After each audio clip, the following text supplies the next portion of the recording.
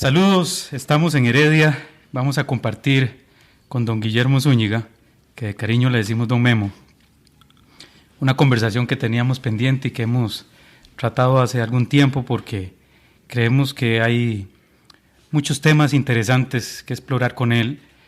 Y bueno, estamos hoy acá en su casa, hoy 8 de junio, en Heredia, y esperamos tener una conversación que les plazca, y saludamos a don Guillermo en esta tarde tan bonita de junio.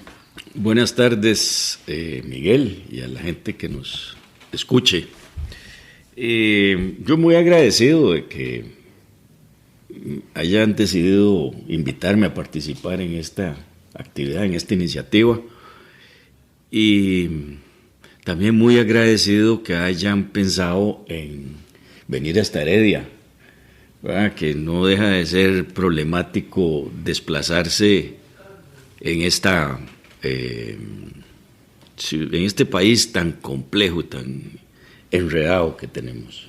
Eso tránsito, en materia de tránsito. Sí, bueno, en otros muchos también. En otros también hay sus enredos. Entre esos, uno que es de su área de especialidad y es la economía, pero bueno, ya más adelante nos dará usted su opinión. Don Guillermo, Zúñiga, ¿de dónde y Chávez de dónde? De Heredia. Somos heredianos. Nací en Heredia, estudié en Heredia, vivo en Heredia. El Zúñiga viene de Heredia, del lado de San Isidro. Mi papá era de apellido Zúñiga Villalobos. Ahora, tal vez pueda ser que la Beta Villalobos venga de ahí, pero sí, es un núcleo de familia Zúñiga, todos anclados en la ciudad de Heredia. Y el Chávez viene de San Pablo de Heredia. O sea que los orígenes míos están al este de la ciudad de Heredia. Chávez, una familia ahí del centro de lo que era antes el centro de San Pablo, eso también se ha modificado mucho. Entonces hay unas raíces muy heredianas aquí. ¿Cómo se encuentran sus papás?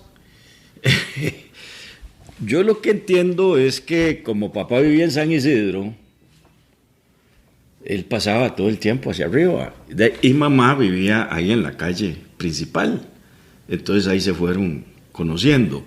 Pero lo más interesante, ahora que usted menciona eso, es lo siguiente: 2 hermanos de papá se casaron con 2 hermanas de mamá.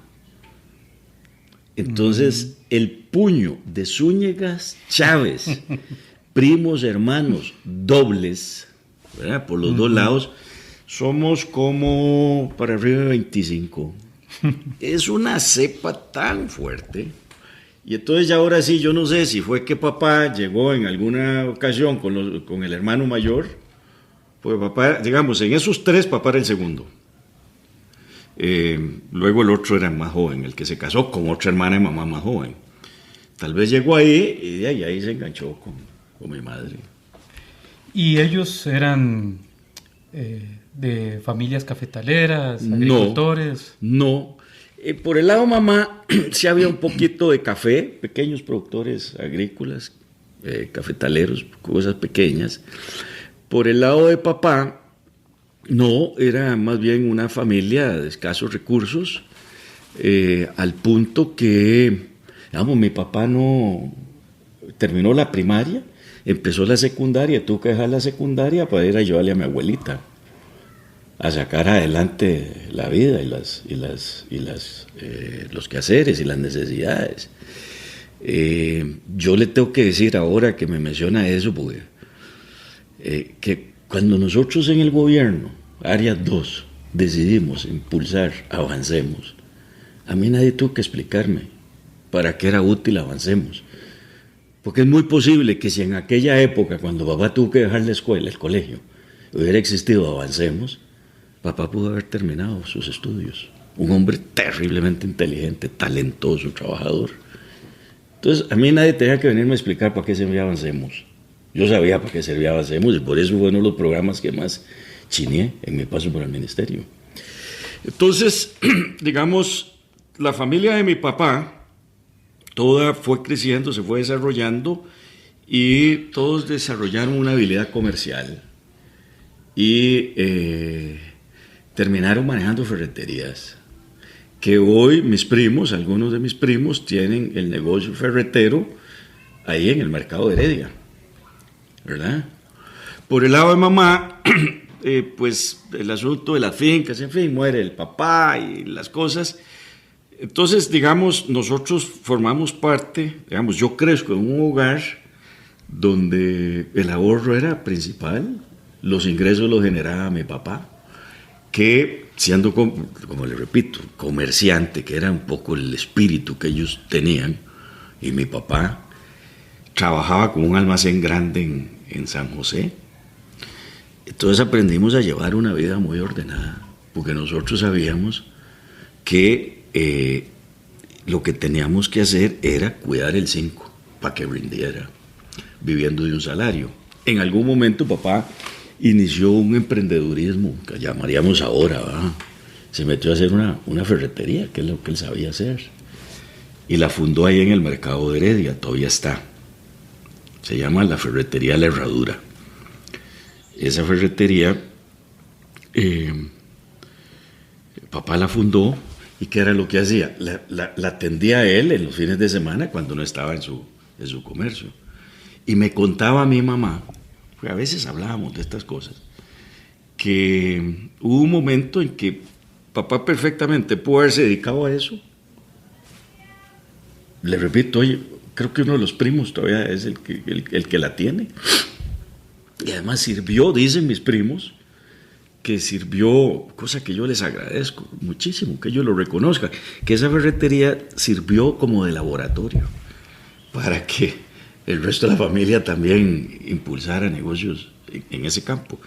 No, pero lo que le contaba, dice mi mamá, que cuando hablaba con ella, me decía que hubo un momento en que papá tuvo que tomar una decisión. O se metía ahí, con lo cual los hijos naturalmente íbamos a terminar metidos en el mundo de los negocios, o dejaba ese negocio, no nos comprometía a nosotros, ¿verdad?, como hijos de él, a acompañarlo en eso, porque él lo que pensaba es que a nosotros lo que nos convenía, a mi hermana, a mi hermano y a mí, era estudiar. Cosa que también hoy yo lo entiendo, totalmente lo entiendo. Ya que usted me lleva ahí, estos temas a mí me conmueven un poco, ¿verdad? Porque yo aprendí la ética en mi casa. A mí nadie me puso a firmar ningún manifiesto. Eso lo aprendí yo en mi casa. Son ejemplos, mis dos padres. Yo lo entiendo, porque él quería que nosotros estudiáramos y él más bien corta y decide no meterse en eso y más bien pasárselo creo que se lo dejaba a algunos de los hermanos, porque él no había podido estudiar, y el valor del estudio para él era importantísimo, y entonces así fue como se fue construyendo eso, ¿verdad? Eso, y perdonen esta digresión que hice sobre el tema de la ética, es que si yo aprendí a comportarme en la vida, fue porque eso yo lo aprendí en los regazos de mi papá y mi mamá. ¿Cómo era esa vida ahí? ¿Cómo absorbía? ¿Eran tan fuertes esos valores que todavía usted los siente tan...? Bueno, vamos a ver. Y esto tal vez también ayude a entender por qué de alguna manera yo desde mi juventud me interesaron los temas sociales y los temas políticos y estas cosas. En primer lugar, papá era un hombre muy, muy recto y de un carácter muy fuerte. Así, con papá no había dobles tintas, eso así lo expresaba. Aquí no hay dobles tintas. ¿Era severo? Era riguroso, era exigente. Un hombre cariñoso, pero a su estilo, pero él era exigente. Así, con papá, de una u otra forma, no sabía qué iba bien y qué no iba bien. Entonces, eso es un componente ahí importante. En segundo lugar, por ese origen humilde que yo le he descrito, que he tratado de escribir de mi padre, principalmente, porque mamá formaba parte de una pequeña familia propietaria, solo que mi mamá quedó huérfana, chiquitilla. Entonces hizo que mi abuela tuviera que echarse a la espalda, sacar adelante a sus hijos. Y iba a ser una sociedad distinta, no es como ahora, era una cosa un poco distinta, ¿no? Papá, en su época de muchacho, o ya casado, supongo, apoyó al doctor Rafael Ángel Calderón Guardia. Entonces papá era calderonista del doctor. ¿Por qué? En el 39. Bueno, 40 y esa etapa. Es totalmente entendible. Y yo me acuerdo que estando yo muy chiquillo... Era el Partido Republicano. Bueno, sí, pero él era el doctor. Estando yo chiquillo, me sentaba ahí en los regazos y él me hablaba de esas cosas. Yo tenía 4 o 5 años. Pero de las cosas que yo me acuerdo que él me decía, ¿por qué él había apoyado al doctor? Porque el doctor les dio el código de trabajo. Porque el doctor les dio las garantías sociales. Porque el doctor les dio la caja del Seguro Social.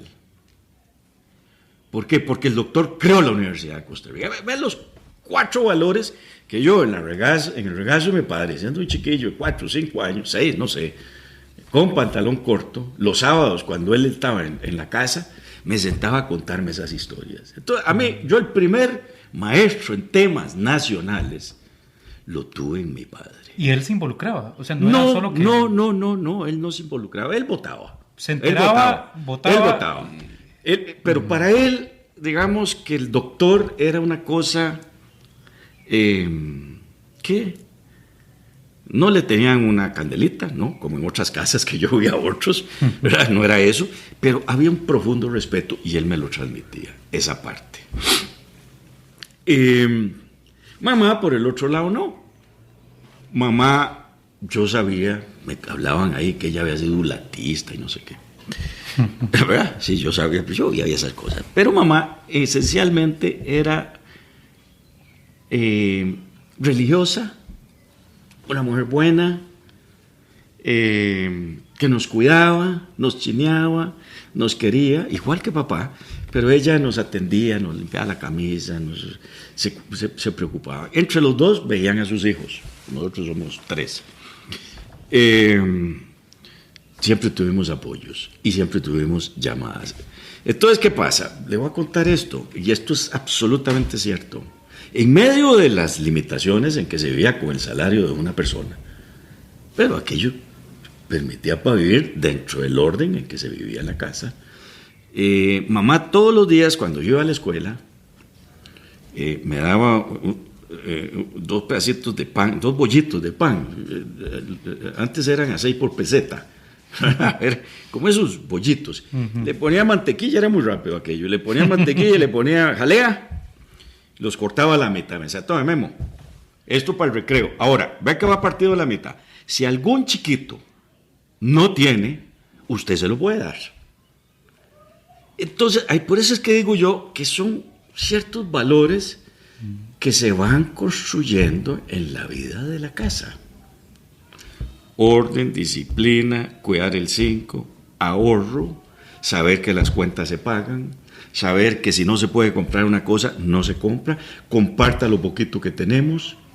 Mamá me decía a mí ya cuando ya yo era grande, ¿verdad? Ella una señora ya mayor, por los 80 años, yo me hablara a ratos con ella y me decía, mira, pero si vos desde que eras chiquillo me traías a los compañeros aquí a la casa, ¿y qué los traías a hacer yo, mamá? De ahí vos los traías a tomar café, vos los traías, porque además yo fui a una escuela pública, la escuela Joaquín Lizano, la cual, bueno, de todas mis pasos por los distintos lugares de estudio guardo los mejores recuerdos, pero yo me acuerdo que ahí íbamos chiquillos de todo nivel social. Es de las cosas más maravillosas que yo creo que en Costa Rica hemos ido perdiendo. Ahí iban, me acuerdo, hijos de médicos, yo tuve compañeros, hijos de abogados, gente más acomodada, íbamos los que nos defendíamos por el orden de los... Iban los chiquitos, que inclusive en esa época algunos llegaban sin zapatos. Sí. Y ahí todos jugábamos, y cuando decidíamos ir a jugar el primero o el tercero contra el otro quinto o el otro, ahí íbamos todos, y el que no tenía tacos se lo prestaba al otro, el que tenía tacos se lo prestaba al que no tenía, porque tal vez el que era descalzo ese jugaba mejor y había que prestarle los tacos. esa era una Costa Rica muy integrada. Había una simbiosis social muy alta. A todo esto, yo nazco en el 50, después de la guerra. Y es donde se empieza a construir la Segunda República. Y claro, yo eso no lo entendía cuando era chiquillo. Cuando hice mis estudios, sobre todo de posgrado, cuando iba a escultar las bibliotecas, me encontré un montón de escritos de don Pepe Figueres, que se comprenderá que, siendo mi casa calderonista, es decir, don Pepe en la casa era algo inaceptado, ¿verdad? Porque don Pepe había echado al doctor. Entonces ahí había una ruptura. Entonces yo empiezo a estudiar y empiezo a ver la historia. Hice un curso de historia económica, que es de las cosas que más me ha gustado a mí, que más he disfrutado. ¿En la Universidad de Costa Rica? No, ya cuando yo estaba haciendo mi posgrado en la Universidad Nacional Autónoma de México. Porque iba por otro lado y en el camino me enredé y me quedé. ¿Ah? En la UNAM. En la UNAM había un curso de historia económica y ahí me metí entonces yo a tratar de replicar las cosas que estaba leyendo de los historiadores económicos para ver la historia de Costa Rica, y en ese camino me metí entonces a estudiar la época de los 40 como un factor de antecedente, y empecé a entender lo que había sido la construcción de esa sociedad solidaria y a entender lo que fue la construcción de la Segunda República. Ahora, ¿por qué saco lo de la Segunda República?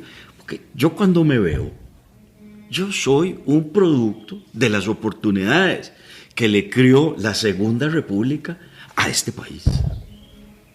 Eso es. Entonces yo, hombre, cuando veo lo que está pasando en el país y veo las cosas, digo, pero por Dios, ¿por qué no tenemos la capacidad de reconstruir esta sociedad solidaria?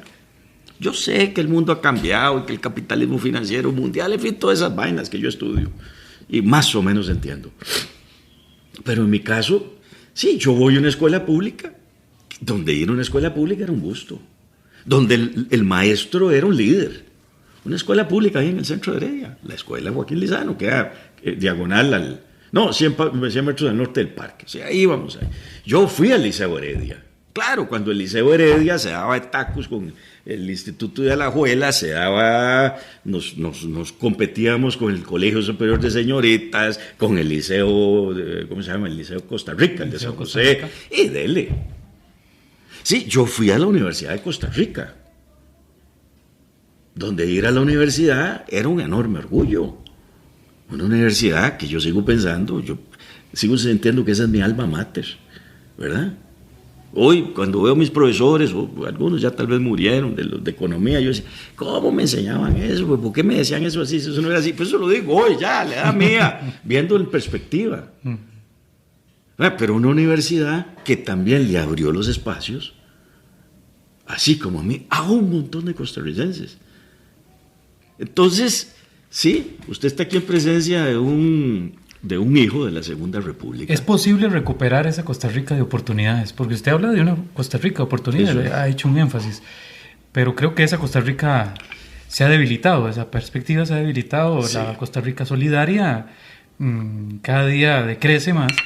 ¿Es posible recuperarla bajo otra perspectiva? Porque en aquellos años en que usted se formaba y crecía, era la visión de la perspectiva de la economía planificada, del Estado interventor, del Estado paternalista, y no sé qué tanto podría recuperarse eso, porque, y digo no sé tanto porque el discurso, por ejemplo, del PSOE en España es muy insistente en decir que hay que recuperar al Estado paternalista, ¿verdad? Sin ningún empacho lo dicen y pareciera ser que muy seguros de que eso podría funcionar. No quisiera como meterme mucho desde ya en la teoría. No importa, pero es que ese es el tema, porque la vida se vive y hay que sentirla. Y usted me está tocando un punto que para mí es esencial. Vamos a ver.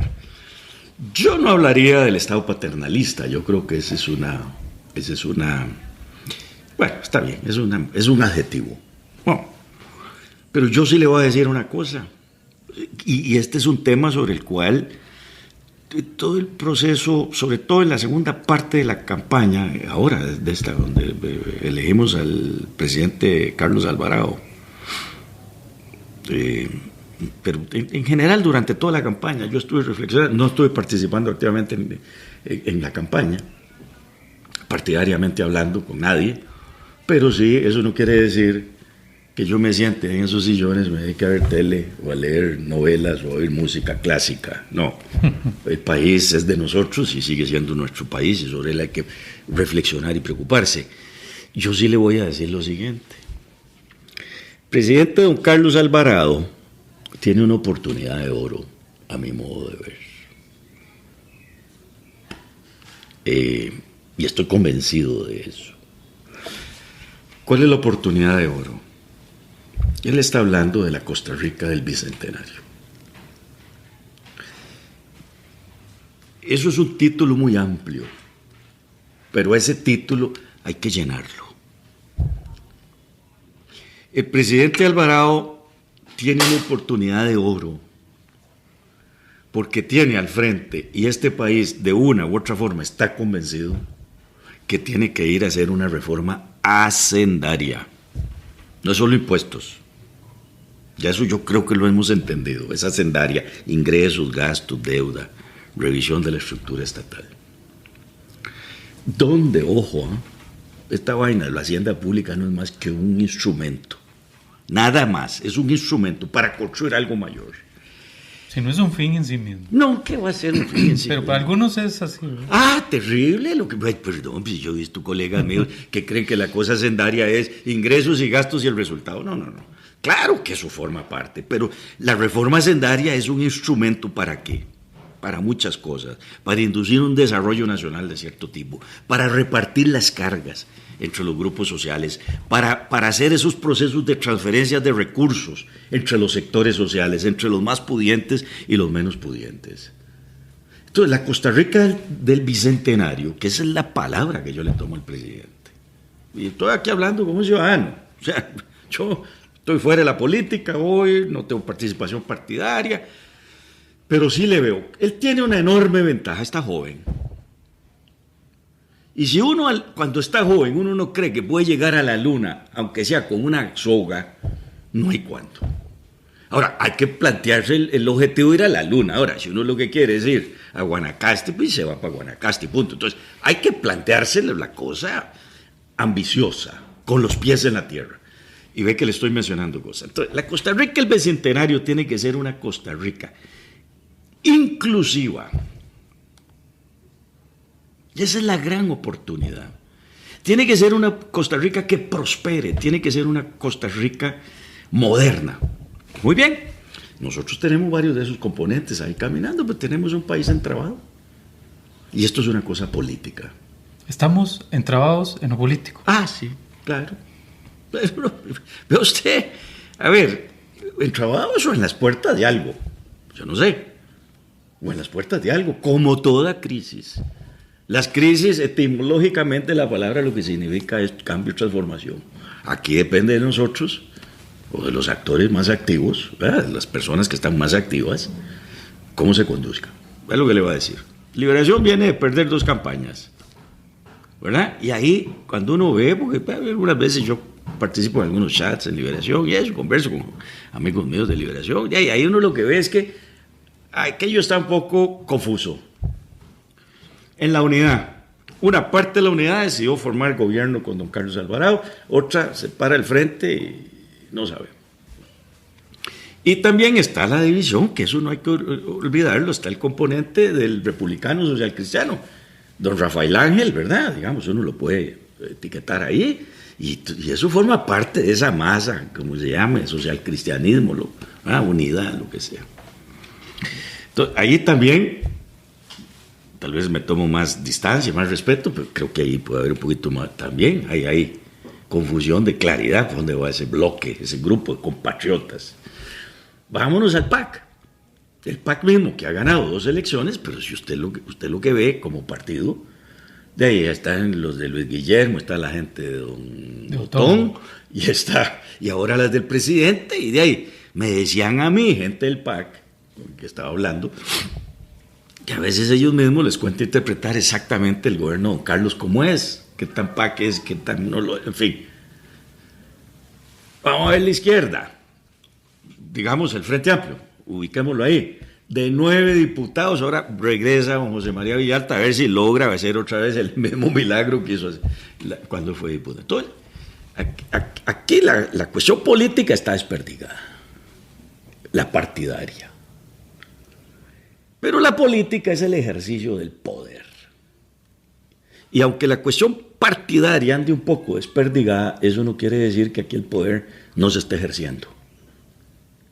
Bueno, y a ver, y está todo lo que es la democracia en la calle, que dice don Albino Vargas, que yo no sé si eso va a funcionar o no, no quiere decir que yo avale esas cosas, no quiere decir que esté en contra, pero ahí está. Es un discurso y es ahí parte, está, porque si los partidos políticos no son el canal de transmisión que articule las contradicciones de la sociedad, en algún terreno se van a dirimir. En muchos de nosotros, a lo tico, hemos ido a tratar de dirimir en los tribunales. Y entonces, ahora reclamamos que la sala cuarta aquí y allá, pero lo que pasa es que no hemos tenido la capacidad de sentarnos como costarricenses a vernos y negociar, y entonces le decimos a un tercero, técnico jurídico, bueno, que es técnico y jurídico, pero con lo político que es una sala constitucional. Porque el poder de alguna manera se está ejerciendo, lo pueden estar ejerciendo medios, o se expresa a través de medios, se expresa a través de movimientos sociales, se expresa a través de las presiones empresariales en las cámaras, y eso es lo que está viendo el país. Ve que yo no estoy hablando, el problema de este país no es la hacienda pública, ese es uno. El desempleo principalísimo, ese no es. Lo que está en trabajo aquí es la canalización a través de las vías políticas de las contradicciones que este país ha venido acumulando a lo largo de años. ¿Y qué salida tenemos a eso? Bueno, a lo político. Yo lo que espero es que el liderazgo desde el Poder Ejecutivo, porque, a ver, el presidente tiene un mandato de 1.400.000 costarricenses. Nunca antes en la historia. Es que se le dio ese mandato. Sí. Don Luis Guillermo tuvo algo parecido, sí. Creo que lo dilapidó lamentablemente. Para él y para el país. Pero tiene un mérito más, Carlos. Carlos sí llegó con ese número de votantes compitiendo. Luis Guillermo no. Sí, no, de acuerdo. No, y cuando yo digo lamentablemente es lo que le va a decir. Yo jamás podría alegrarme que un gobierno le vaya mal, se lo digo. No. Yo jamás. No. Pero además, a don Luis Guillermo Solís, yo lo conocía como profesor universitario y lo conocía cuando había sido secretario general del Partido de Liberación. Entonces, sí, no hay razón para que una persona, la cual no es que yo fuera gran amigo de él ni nada que se le parezca, pero que uno conoce, que sabe, que yo no creo que haya tenido malas intenciones, de nada, y que no le vaya bien, tampoco a mí eso me alegra. No. ¿Me explico? Entonces, por eso digo, desgraciadamente para él, que me duele en lo personal, y desgraciadamente para el país. Entonces, yo creo que poco a poco, ojalá pronto se den cuenta quienes tienen el control y el juego político, sea en el gobierno, el Poder Ejecutivo o en la Asamblea, que esto aquí no queda más que sentarse a hacer un acuerdo nacional, pero de amplio espectro. Usted pone el énfasis en el liderazgo de Carlos Alvarado. O sea, sobre los hombros de él está que podamos encontrar la salida política. Yo creo que él es el que tiene que tomar la iniciativa. No está en los partidos políticos. Porque él es el presidente. No y este es un país presidencialista. Así es. Cuando yo empecé a oír a don Carlos decir que él iba a formar un gobierno, incluyendo de los partidos, y que los partidos le mandaran una terna o le mandaran un nombre, y que eso no funciona, porque esto es presidencialista. Tanto que ya abandonó. No, ya eso se acabó. Ya abandonó la idea de gobierno de unidad nacional. Claro, ahora habla del gobierno bicentenario. Del bicentenario. Sí, porque al final, vamos a ver, yo creo que sería interesantísimo tener una cámara y ver cómo son esos consejos de gobierno. Porque ahí hay gente del Frente Amplio, gente de la Unidad, gente del PAC. Y hay otras personas profesionales competentes que pertenecen a otras divisas. Sí, pero bueno, hay liberacionistas ahí. Hay liberacionistas, pero yo no creo que los representantes, no son representantes, las personas liberacionistas que están haciéndolo a título personal. Así es. Porque así es. Porque además, el ministro que llegó ahí pensando que le va a responder al partido político del cual viene no está en nada. Voy a decirlo así, como dicen los chiquillos, o como lo decía yo hace muchos años, no está en nada, porque esto es presidencialista. Entonces, uno o le responde al presidente o le responde al presidente. Y el presidente, el día que ya no se siente cómodo, uno le dice, ¿sabe qué, don Miguel? Usted se me va. Porque esto es así. Eso hay que entenderlo. Entonces, yo sí creo que el presidente es el que tiene la oportunidad de impulsarlo. No quiere decir tampoco que tiene que salir con el diagrama ya diseñado, porque entonces se acaba la negociación. Y ese es mi gran temor, Miguel, que veo yo cuando veo la discusión de lo fiscal o lo hacendario hoy en el país. Que nos quebremos antes de que pueda propiciarse ese diálogo. No tanto que nos quebremos antes. No sé si lo decís quebrarnos financieramente. No, que haya tanta división a raíz de esa discusión que no logremos después. Más allá, déjeme elaborarle esta idea. Y ve que todo viene porque el presidente habló de la Costa Rica el Bicentenario y él en la segunda ronda, él habló de que iba a ser un gobierno amplio, con participación. ¿Ok? Eso, estemos claros que eso es el mensaje. Ese es el mensaje. Y voy a poner una nota a pie de página. Cuando el presidente el 8 de mayo hizo su discurso y nos recuerda que en su gabinete hay una sobrina de don Manuel y una nieta de don Pepe, yo creo que eso da para bastante más. A mí no me interesa la anécdota, y así lo puse en un comentario de esos que yo escribo los sábados, que me publican los sábados. A mí no me interesa la anécdota. La política es un mundo de figuras. De figuras, digo yo, de gestos, de símbolos, es la palabra. Sí. Tener ahí a doña Patricia y doña Dialá, ¿cómo se llama? Dialá Figueres. ¿Verdad? Bueno, Jiménez Figueres. Jiménez Figueres, nieta de don Pepe. Ella sí es doña Muni.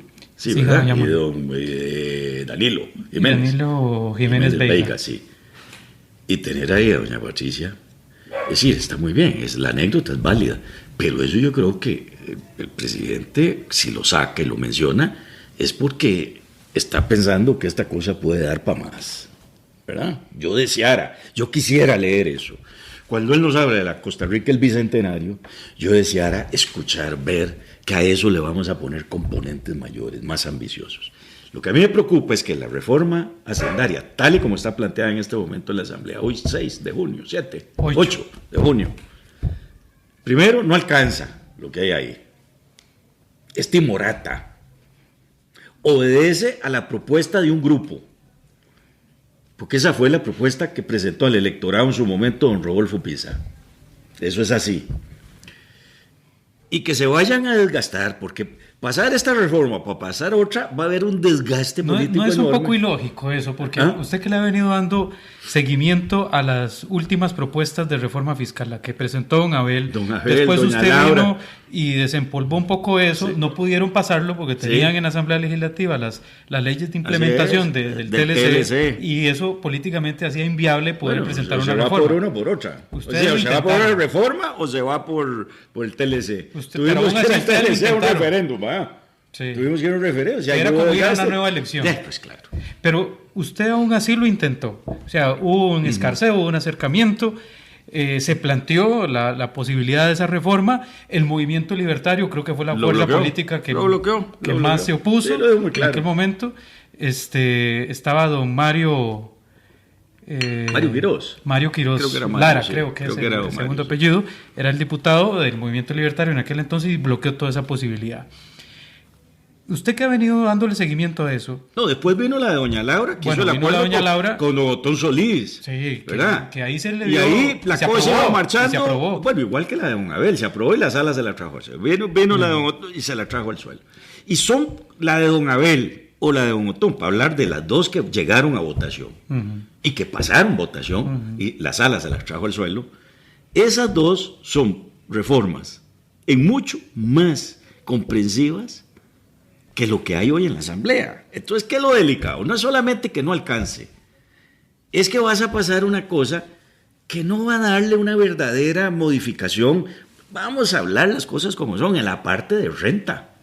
Porque en IVA todos estamos de acuerdo, que hay que transformar, bueno, no todos, porque que sí hay que dejar una parte por fuera, que no grabarla. Con los dientes apretados, sí, bueno, mano puesto, okay, pero hay cierta aceptación. Hay cierta aceptación, ¿verdad?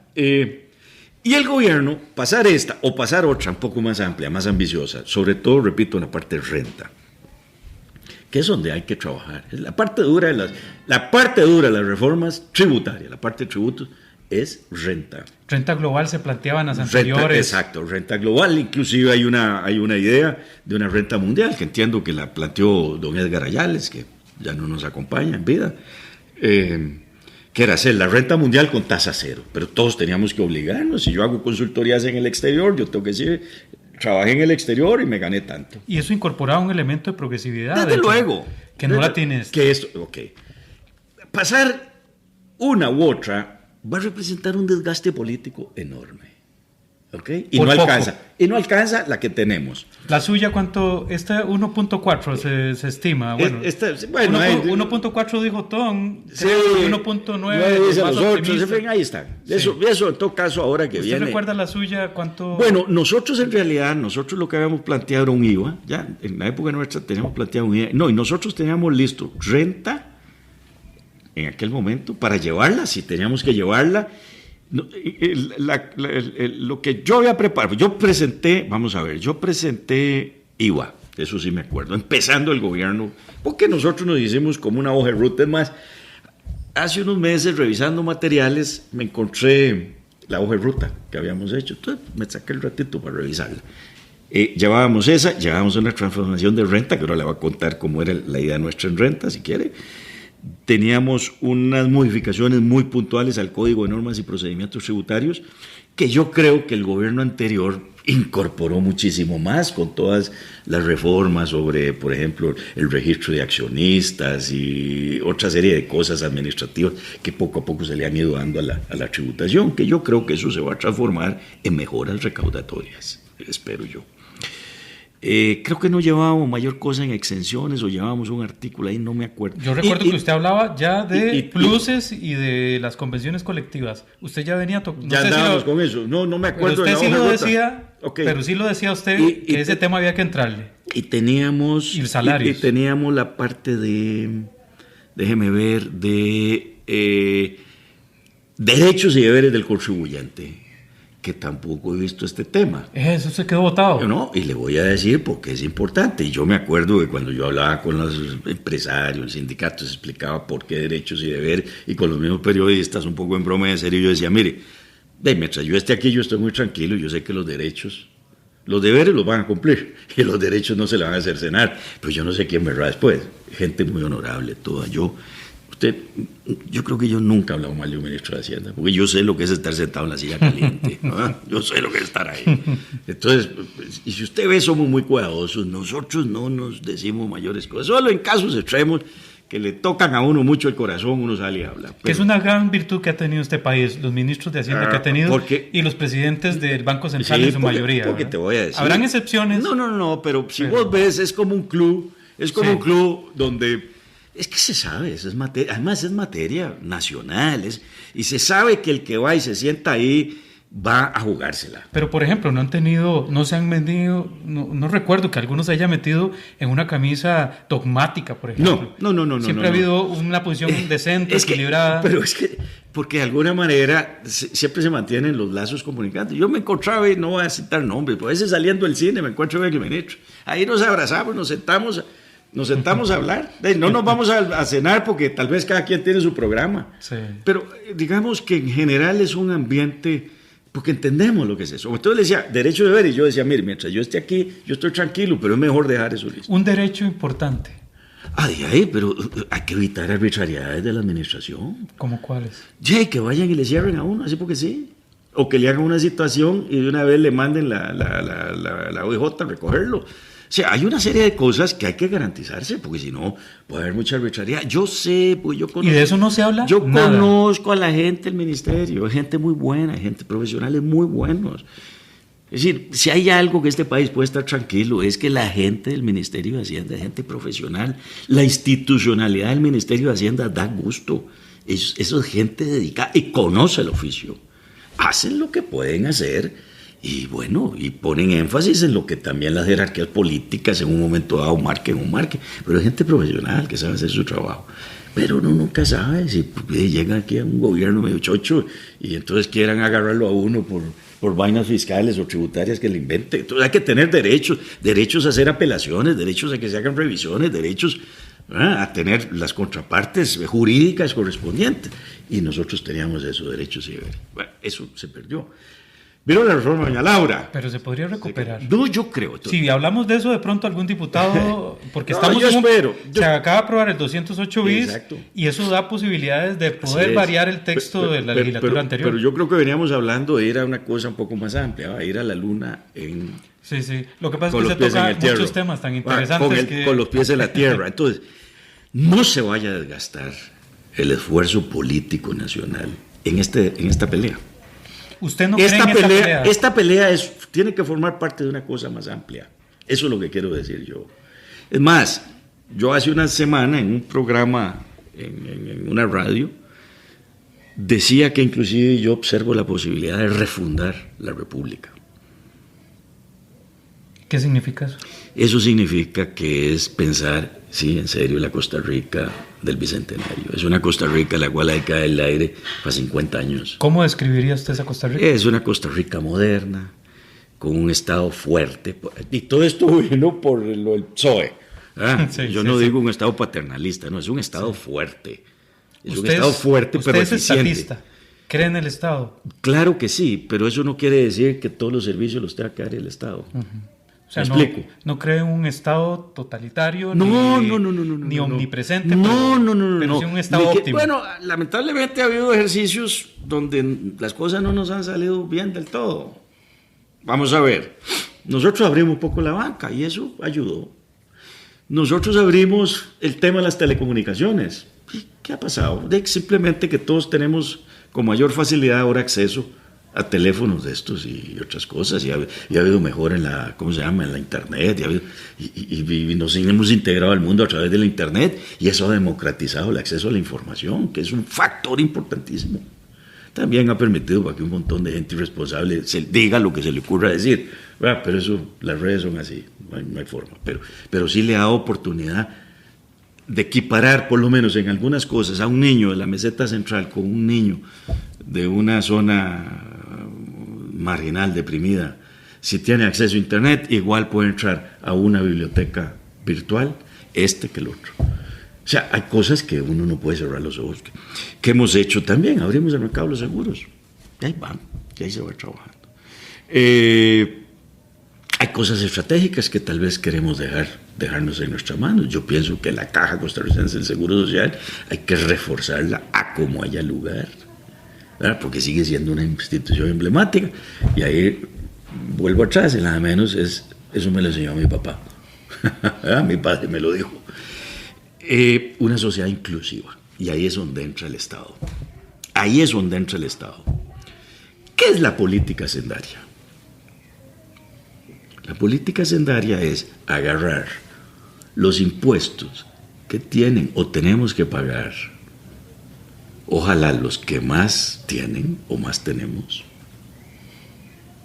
El Estado los toma y los asigna a los programas de las necesidades sociales importantes y económicas.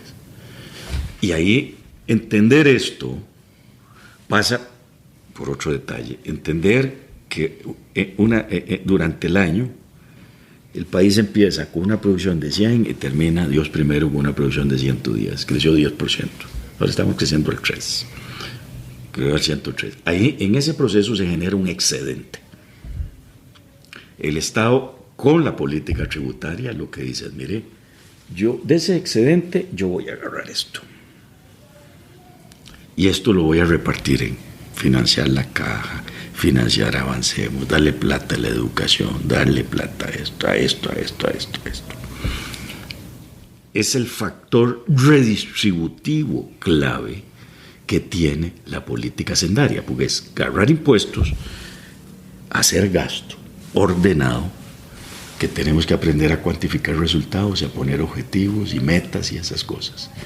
Esa es la discusión de un presupuesto. La otra parte del Estado no, porque eso se va con tarifas. Eso no son impuestos, eso son tarifas. Lo que pagamos por nuestra electricidad, se la pagamos hoy al ICE o a las otras empresas que ya han ido apareciendo.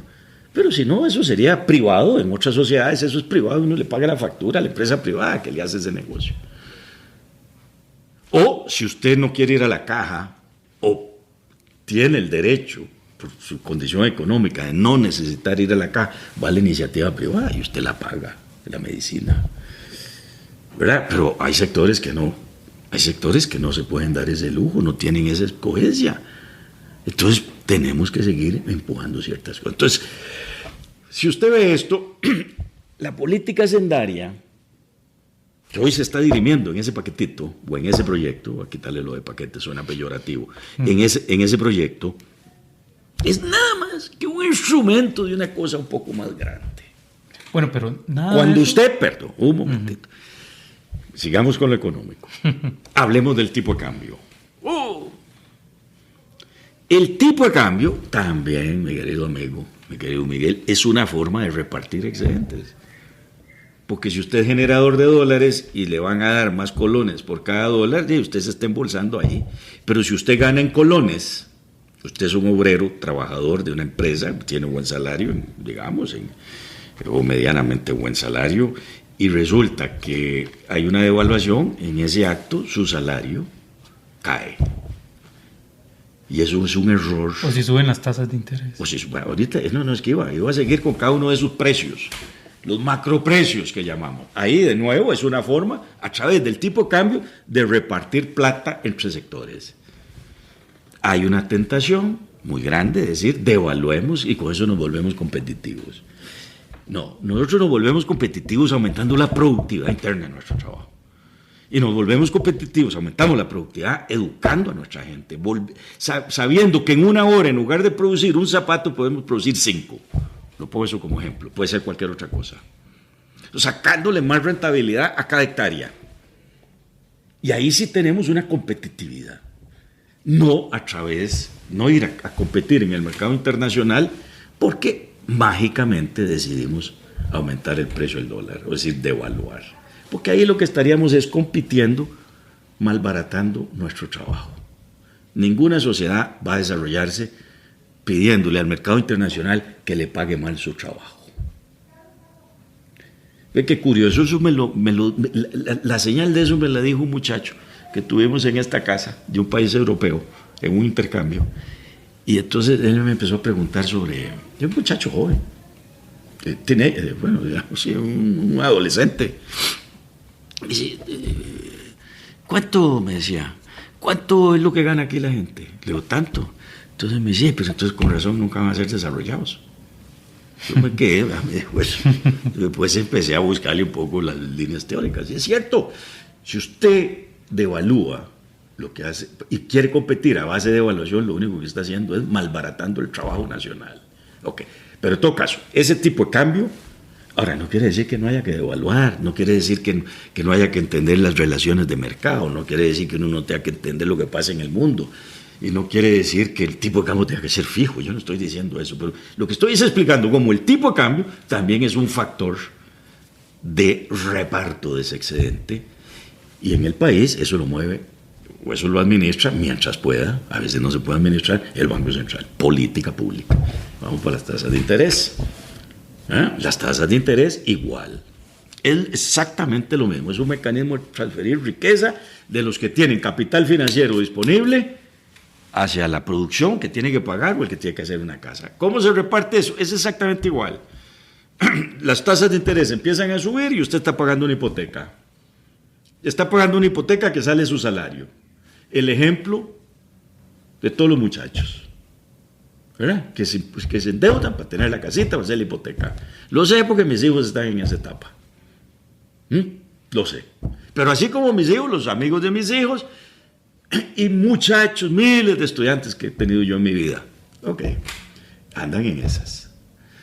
Se les sube un poquitito ahí, un punto, el 1%, esa plata inmediatamente sale de su salario, dejan de ganar, ganan menos, y ese pesito o ese 1% de lo que sea, ¿pasa a dónde? A las cuentas de los bancos. Reparto de excedente. Entonces, ¿qué es lo que sucede? hay que entender esto para construir la Costa Rica solidaria.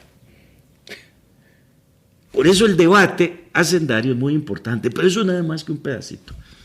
Ese es un pedacito de una Costa Rica que tiene que entender que para que el coeficiente Gini empiece a mejorar, tiene que empezar a navegar por todas estas cosas. Y dolorosamente, voy a decirlo, parte posiblemente lo que va a haber que discutir, es que hay aquí instituciones públicas que están duplicadas. Sí, claro. Y entonces gastamos plata en cosas que unos otros se majan se majan la escoba, porque una con otra se estorban. Bueno, y eso a mí me parece que lo correcto es plantearlo. Y hay otras completamente inútiles como Recope que no está haciendo. Por eso te digo, don Otón Solís, que seguro intuyó algunas de estas cosas, yo con Otón no he hablado, nunca, bueno, he hablado algunas veces, muy poco. Hizo una iniciativa, pero lo que pasa es que don Otón, a su estilo, le puso cerrar. Uh-huh. Ya el nombre está peyorativo, que ya... Bueno, pero yo sí creo que aquí algo de lo que tenemos que hacer, y esto nosotros lo hablábamos en gobierno, igual. Uno crea una institución para resolver un problema, una de dos, o se resolvió o no se resolvió. Si se resolvió, se acabó, ya no se requiere gastar la plata para eso. Y si no se resolvió, quiere decir que la institución no está funcionando. Va a la cuchilla. Ahora, ¿significa esto que hay que echar gente a la calle? No, yo creo que lo que hay que hacer es relocalizar gente.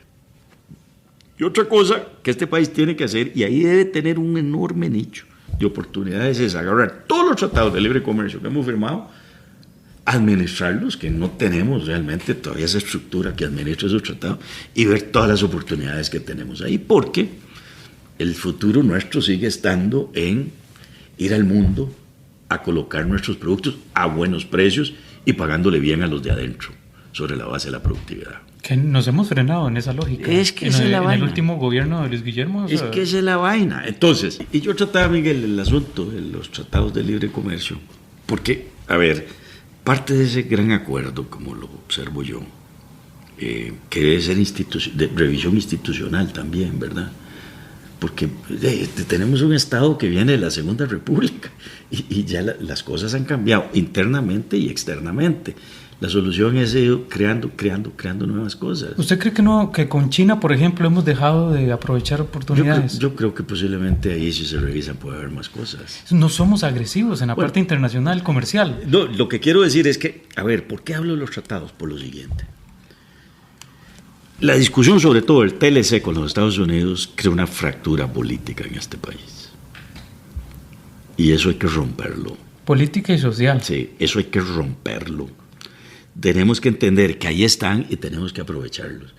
Porque en esta idea, de este acuerdo más amplio que yo pienso que hay que ir construyendo entre todos, cámaras, sindicatos, trabajadores, actores políticos, sociedad civil, en fin, hay que meter la parte de la producción. Es que lo que saca adelante el país es la producción. Nosotros creciendo al 3,5%, como hemos venido, no vamos a salir adelante. Y esto entonces me lleva aquí a plantear otro asunto que es medio teórico. Creo que el país sigue empantanado todavía en los coletazos de la gran recesión del año 2008-2009. Bueno, es que eso... Nosotros no hemos logrado encarar ese asunto. Sí. Y ahí estamos empantanados. Usted ha venido sosteniendo que nosotros no hemos salido de la crisis. Eso es lo que veo yo. No hemos hecho... Ningún otro economista, ningún otro analista lo plantea de esa manera. No hemos hecho el ejercicio de revisar esto. Y entonces se resume, en buena medida, esta cosa la resumen en el problema hacendario que tenemos, que eso es una faceta. Se les olvida un pequeño detalle. Las tasas de desempleo después de la gran recesión no han mejorado. No, vamos retrocediendo. Las tasas de desempleo más bien crecen. Correcto. Entonces, ¿cómo es posible que nos estemos sintiendo satisfechos con tener tasas de desempleo y decir, no, ya no es 9, ya no es 10, es 9,8? No, es 9,3, no es 9,5. Nosotros no somos una sociedad. Nosotros no podemos ser una sociedad que se contente con tener tasas de desempleo. Estamos sacrificando generaciones de gente joven. Pero más, no solo eso. Y toda la inversión que hacemos en nuestro capital humano, voy a ponerlo en bonito. Entonces, todos los programas de apoyo a la educación formal, no formal, de plata que le damos a las universidades, de los programas de Avancemos para que el chiquito esté en la escuela, todas esas cosas, los programas de acompañamiento a los niños en las escuelas, ¿para qué le estamos haciendo eso? Para que cuando lleguen a la edad productiva se sientan frustrados. ¿Qué es el caldo de cultivo que estamos creando ahí? Desigualdad, descontento social, descreimiento en el sistema, donde cualquier cosa puede surgir. Y sobre todo, habla aquí de nuevo un economista, un desperdicio de recursos. Entonces ahí hay ese otro gran componente que tiene que ver con ver cómo echamos a caminar nuestro aparato productivo, lo cual va a significar que lo que salga en lo hacendario de la Asamblea Legislativa tiene que ir en línea con eso, porque lo hacendario no está desligado de lo productivo. Y la política monetaria cambiaria del Banco Central también tiene que ser concordante con esto. Y las políticas sectoriales, industrial, agropecuario, constructivo, etcétera, también tiene que ir de la mano en esto. Por eso es que sí, yo creo un Estado fuerte. No es un Estado grande necesariamente, es un Estado que oriente, que formule la política pública, porque aquí lo que se requiere es definir la cancha para que el capital nacional y el capital internacional venga a jugar con la tranquilidad que les da saber que les va a tocar pagar esto, que les va a tocar que hacer frente a esto, que les va a tocar hacer encarar tal cosa. Y esto me lleva, al otro tema que es esencial, que tiene que ver con la sostenibilidad no solo social y económica del modelo, sino ambiental. Este país ha sido bendecido, y ahí sí se le fue la mano a Tática Dios. Este país tiene el 6% de la biodiversidad conocida en el país, en el mundo. Este país tiene ríos, este país tiene árboles, este país tiene bosques, este país tiene montañas, este país tiene un capital natural, sol para la energía, viento para la energía. Este país tiene un capital natural, que este país, por su tamaño, además, se puede dar el lujo de ser un país que ponga en el centro de su desarrollo a la gente, sean trabajadores, sean empresarios, sean emprendedores, a la gente y al ambiente. Las amenazas que hay realmente sobre el ambiente, con esto del cambio climático y el calentamiento global, y la amenaza de las especies, eso es una cosa real. Yo le voy a decir, digamos, como buen tico que soy, uno sabe, uno como que la vaina ambiental la trae ahí en el ADN. De chiquitillo, uno oye, digamos, las generaciones, y nosotros, pues sí. ¿Y usted creció en el campo? Sí, bueno, y además, digamos, de un tiempo para acá, con toda la política de parques nacionales, y eso era para nosotros, y nos dicen, en el mundo nos dicen, Costa Rica, sí, los parques, sí. Muy bien, pero aquí hay más metido, aquí hay capital, esto es un capital, y el país tiene la capacidad de poder hacerlo. Entonces, esa Costa Rica, ve que yo lo que he estado es poniéndole como adjetivos a cómo pienso yo que debe ser la Costa Rica del Bicentenario. Una Costa Rica con sostenibilidad económica, una Costa Rica que ponga en el centro de su proceso productivo y de desarrollo al ser humano. Es la única razón que tiene los procesos productivos y la economía. ¿Qué ganamos nosotros con tener un país que crece si tenemos 1 millón de gente pobre? Es un fracaso como país. ¿Qué ganamos nosotros? Tal como estamos hoy día. Exactamente. ¿Qué ganamos nosotros?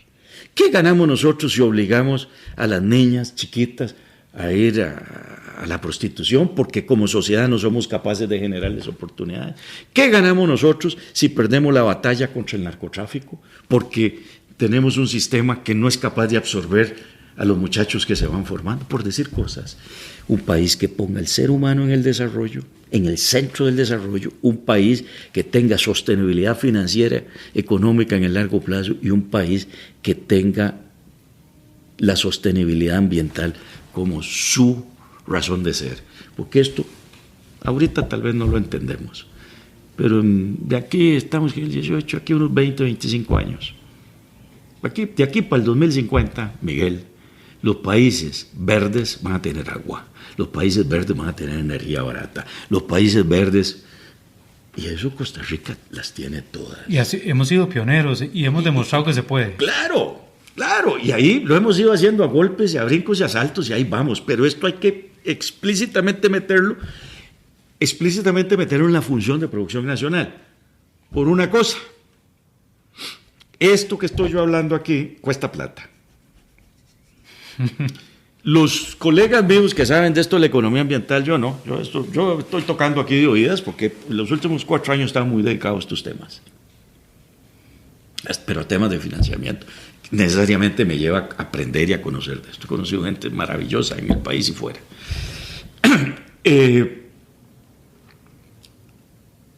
Ellos llaman que hay que internalizar las externalidades. Para decirlo en sencillo, para que me entendamos, para que nos entendamos. Sí, si usted hace un mal manejo de los desechos, ahí está creando una externalidad negativa. Si usted está creándole un costo a toda la sociedad negativa. Porque si usted no desecha bien las baterías y no desecha bien los productos químicos de su proceso, pues los echa a los ríos y ahí va esa cosa. Si usted agarremos los plásticos que están de moda, hoy, usted lo agarra y no los desecha bien, no los maneja. Eso es externalidad negativa. Todo eso hay que revertirlo. Posiblemente eso se va a ver reflejado en los costos de producción, porque hay que internalizar el daño que usted está haciendo. El que daña, paga. Eso es una perspectiva muy novedosa. Bueno, no, pues eso se ha venido. Lo que pasa es que ya yo lo saco, ya yo lo estoy poniendo en el... en cuanto al el planteamiento, pero supongo que... Eso se ha estudiado, esto viene desde las épocas de los impuestos piguvianos, de Pigú, pero bueno, es meter esto, es incorporar esto. Entonces, por eso ahora tal vez usted capta, porque yo insisto en que tiene que haber una mejora productiva, para ser competitivos por productividad. ¿Por qué? Porque si vamos también a mantener un proceso productivo cada vez más verde, vamos a tener que internalizar los daños ambientales que estamos causando.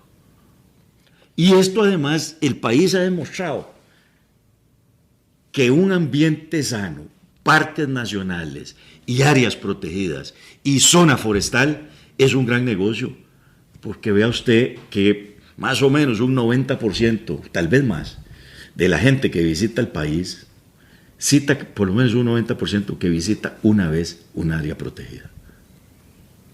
Y el turismo nuestro es un turismo de aventura, un turismo verde. Esto lo entiende el empresario turístico.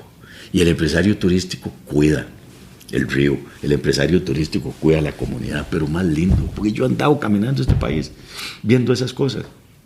Las comunidades se han dado cuenta que es un buen negocio también para ellas hacer protección. No hablemos de los huevos de las baulas, que eso ya lo hacen, ¿verdad? Ya se aprendió. No, que es un buen negocio tener programas de protección ambiental, porque ellos ahí tienen también, es un mundo de negocios. Eso es un mundo de negocios. Ya aprendimos que la basura no es para botarla. Ya aprendimos que la basura es energía, que está ahí, que hay que transformarla. Ya aprendimos que el sol nos da calefacción y nos da energía para nosotros. Ahora, eso lo hemos hecho siempre cuando nuestras mamás ponían las ropas a secarse al sol. ¿Qué era lo que hacíamos? El secadero era los rayos solares. Bueno, ahora, porque la gente vive en ciudades, etc., hay que hacerlo de otra forma. Hay todo un mundo de negocios alrededor de la nueva economía verde, que posiblemente, si se canaliza correctamente, puede generar miles de empleos en un pequeño país como este, que además hasta siempre lo hemos hecho. Hacemos aquí, probamos, después exportamos y nos vamos hacia el otro lado. Entonces, que a veces nos cuesta un poco. Dejamos que lo pruebe el mundo y nosotros lo incorporamos. Sí, bueno. Pero esa perspectiva que usted dice... Hay cosas, nosotros hemos sido pioneros en miles de cosas. Entonces, vea que yo lo que estoy es tratando de adjetivar lo que debiera ser la Costa Rica del Bicentenario. Y aquí de nuevo, yo no me satisfago con que le pongamos el nombre. Aquí, al igual que decía que la anécdota de la sobrina y la nieta es un símbolo que puede dar para mucho. Es la Costa Rica tolerante que negocia. Fuerzas confrontadas negocian. Así lo veo yo. Ahora te estoy hablando de los adjetivos que debiera tener una cosa que hemos dado en llamar la Costa Rica del Bicentenario. Ahora, si nos vamos a agotar, todo esto viene, porque si nos agotamos en una pelea por este proyecto, descuartizamos el diálogo social en torno a este proyecto, porque al final esto pasa por la Asamblea y se vota y se acabó. Lo que el resto andemos pensando, de ahí nos quedaremos para otra vuelta, tal vez en otra oportunidad. Si nos agotamos en esto, 1.400.000 votos de un gobierno del Bicentenario, ya digamos que la unidad, el gobierno de la unidad nacional, por la forma en que se fue constituyendo, un gobierno del Bicentenario, yo creo que da para mucho. Da para muchísimo. Este proyecto 20.580 de la Ley de Fortalecimiento de las Finanzas Públicas es un proyecto que no abona mucho a esa visión de esa, no, es de que esa es Costa limitado. Porque es simplemente para paliar el déficit fiscal. Ni siquiera. Déjeme decirle, yo no pude escuchar por razones profesionales, estaba en unas reuniones ese día cuando fue doña Rocío, la señora ministra de Hacienda, a la Asamblea a hacer la presentación. No la pude escuchar, era mi intención, pero tenía una cosa que no podía traspasar, mover de día. Pero tuve la suerte que me mandaron el mensaje escrito. Sí, ellos lo hicieron circulares después. Y yo me lo leí. Y doña Rocío, palabra más, palabra menos, ahí reconoce que esto es insuficiente. Muy bien. Entonces, si esto es insuficiente, el mensaje que a mí no me ha quedado claro es: si esto es insuficiente, esto es como para salir a la carrera, hacer algo, mostrar que estamos llegando a alguna cosa. Ya se habló, lo dijo don Elio Fallas, ministro de Hacienda anterior, de la anterior administración, y ya doña Rocío también lo mencionó. Me parece que con esto tal vez podemos tener $1.000 millones que nos presta el Banco Mundial para un préstamo, creo que lo dijo. Ella reveló eso, ¿verdad? Y reveló que mucho de la carrera de esto es porque tenemos esa alternativa. Sí, ¿verdad? Bueno, okay. Sí. Entonces es un préstamo de apoyo presupuestario. Sí. Préstamo de apoyo presupuestario se llama eso, o sea, que se lo dan al gobierno para que el gobierno lo vaya a manejar. Sí, damos un gesto de buena voluntad de sanear las finanzas, mal saneadas, digámoslo así. Y suficientemente saneadas. Okay. Y eso nos da el derecho de un préstamo. Claro, de $1.000 millones. ¿Y entonces qué es lo que vamos a hacer? Lamentablemente lo que pasó, ¿usted se acuerda que cuando a doña Laura se le volcó la carreta y ya la sala se trajo al pan? ¿Cuál fue la solución? Que la Asamblea Legislativa le dio $4.000 millones de deuda.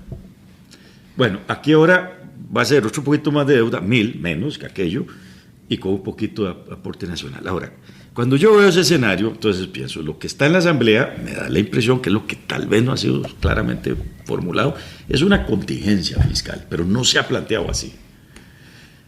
Y lo que yo no sé es si el debate va a ser tan duro en torno a este punto que es bueno haber chance para nada más. Bueno, entonces pasamos una cosita que nos va a dar 2% del PIB, donde viene una serie de recortes que, si son recortes, van a ser directamente sobre los trabajadores del sector público. Es que no hay de otra. No hay otra. Que ahí es donde están ¿cómo se llaman? Las anualidades y toda esta cosa que se ha hablado. Sí, todas estas cosas que se han hablado. Que ya vimos que eso lo que da son como 50.000 millones de colones, cálculo que viene del mismo Ministerio de Hacienda. Importante, sí, pero pequeño. Son gestos, la política es un mundo de gestos. Recogerá en conjunto 1.9 o 2 del PIB. La visión optimista. Siendo optimista. Porque ahí le están cargando una cosa que se llama la regla fiscal, no sé qué porcentaje. Y yo le puedo decir que hoy, para resolver este problema, la regla fiscal no suma nada. La regla fiscal es una obsesión de los economistas ortodoxos de este país que quieren poner a nivel de constitución amarras para el manejo de la hacienda pública. Pero qué caray. Si se llega a una negociación amplia, donde se le den dientes al impuesto sobre la renta, por ejemplo, donde se haga una modernización, se terminen de cerrar portillos que desde la administración anterior se vienen, y además en una cosa, como la estoy viendo yo, que hay espacio, se les da la regla fiscal. Y eso, cuando se necesita la regla, si hay una urgencia y hay que brincarse la regla, se la van a brincar. Y cuando las cosas están sanas, entre comillas, dependiendo de los parámetros que fijen la regla, de nada sirve. No, de nada va a servir, porque la cosa va a estar sana. Yo no he hecho ese ejercicio, y yo estoy seguro que en mis 3 primeros, del 2006 al 2008, que estuve yo en Hacienda, 2009, pero 2009 ya es año de crisis, explotó la vaina y todo eso. Estoy seguro que a mí me hacen las mediciones y estoy pasado de la regla fiscal esa que quieren poner. No hay necesidad, es que es lo mismo. Como yo decía, a mí nadie me tiene que enseñar cómo portarse bien, porque eso me lo enseñaron mis papás. Es lo mismo cuando uno administra plata de otros. Entonces, pero bueno, se les da.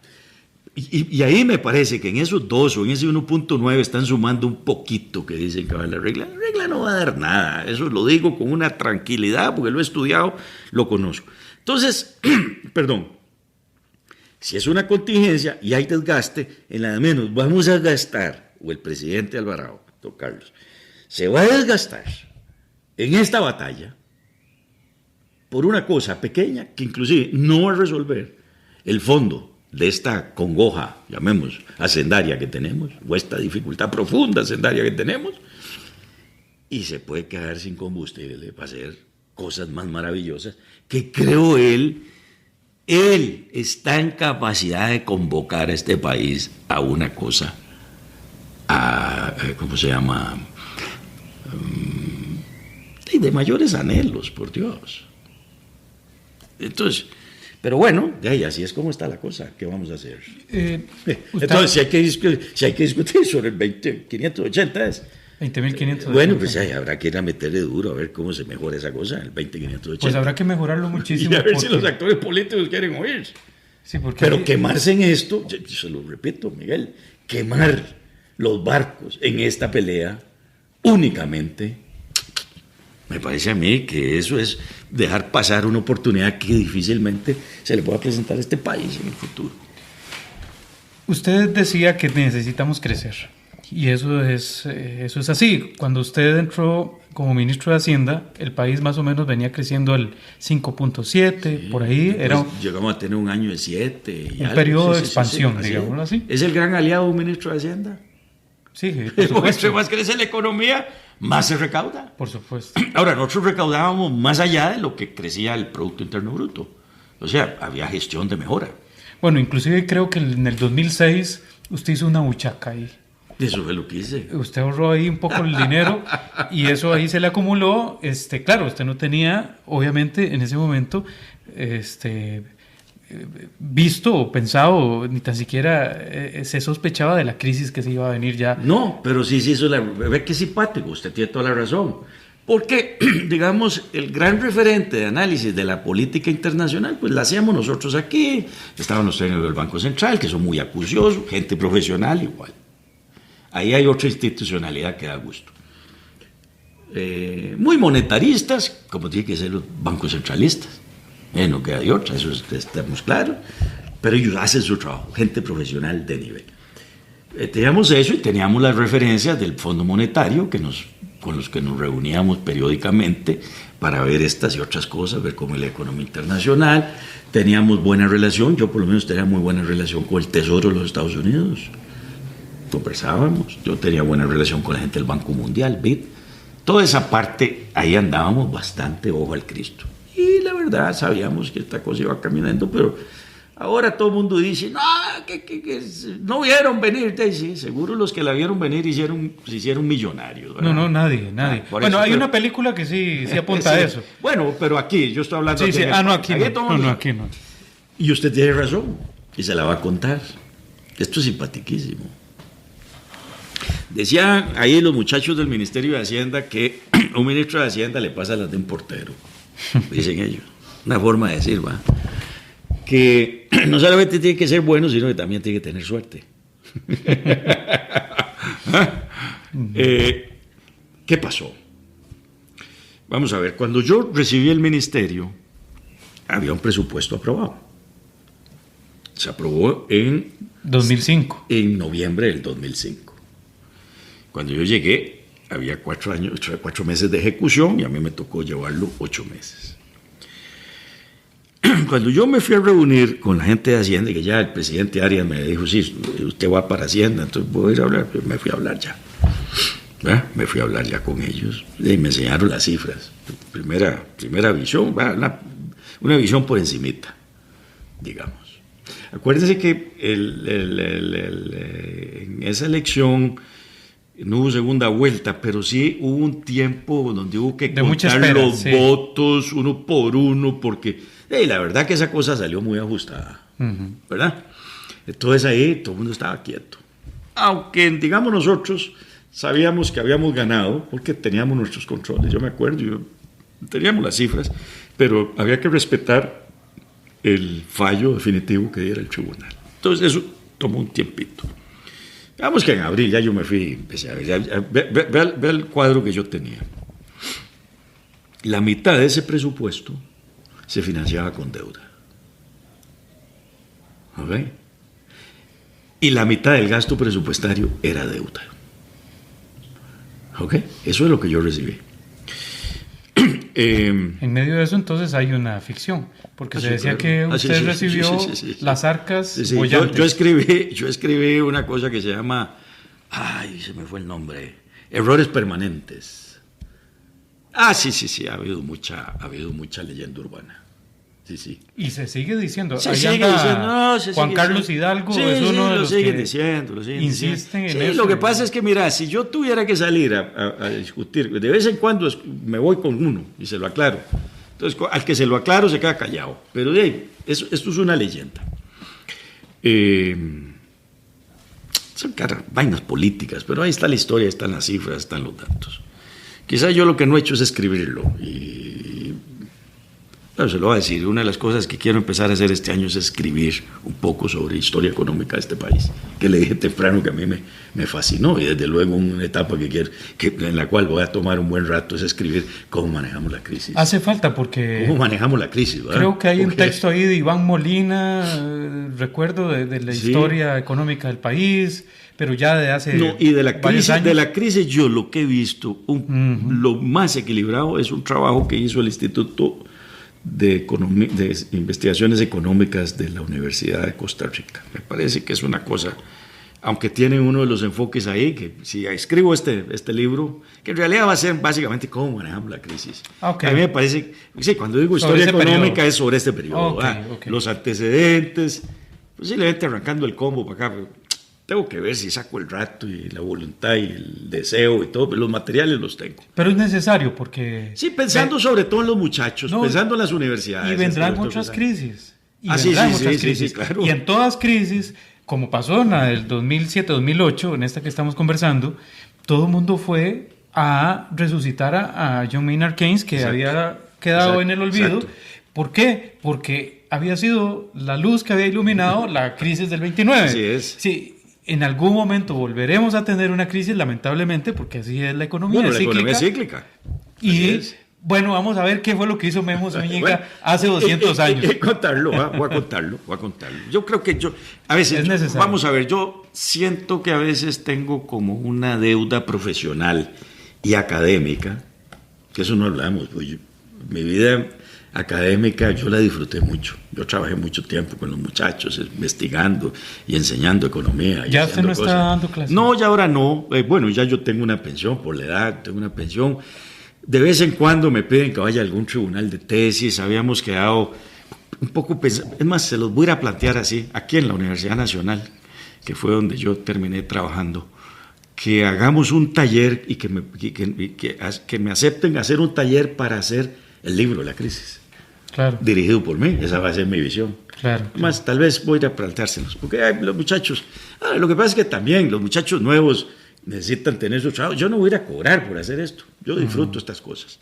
Bueno, oíme, yo me recibí, entonces, la mitad del presupuesto se financiaba con deuda, y la otra, y el gasto presupuestario, estoy hablando de números gruesos, ¿verdad? Puede ser 47%, 52%. Era para pagar deuda. Y el déficit era como de 2.9. Y el déficit que llevaba ese presupuesto, ¿verdad? El que se aprobó, el déficit implícito era, creo que 2.9. O no sé si 2.3, pero era para arriba de 2. Creo que 2.9 si la memoria no me falla. En fin, digamos más de 2. Eso fue lo que yo me encontré. Entonces, casi que había que endeudarse para pagar la deuda. Pero hay que apuntar además que había un gran rezago en inversión en infraestructura. Sí, habíamos dejado de invertir. No, yo solo sé, le voy a decir por qué, Miguel. Porque yo me encontré sobre el escritorio una torre de resoluciones de la Sala Constitucional que decía, para fulano de tal, o el que esté fungiendo ministro de Hacienda, se le apercibe que no le ha dado plata a la municipalidad tal, que no le ha pasado plata al CONAVI, que no le ha pasado... Había un rezago pero enorme. Hay que decirlo... Ni a las municipalidades, ni a las asociaciones de desarrollo, ni al CONAVI se le cumplía. Montones de transferencias no giradas. O sea, no se invirtió. Bueno, ok. El asunto es que... Ustedes le llaman gasto de capital, sí, la inversión en infraestructura.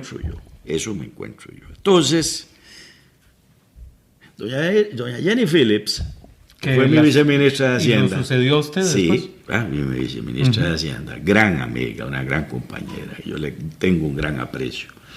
Porque Jenny, junto con don José Luis Araya, que fue mi viceministro, ¿verdad?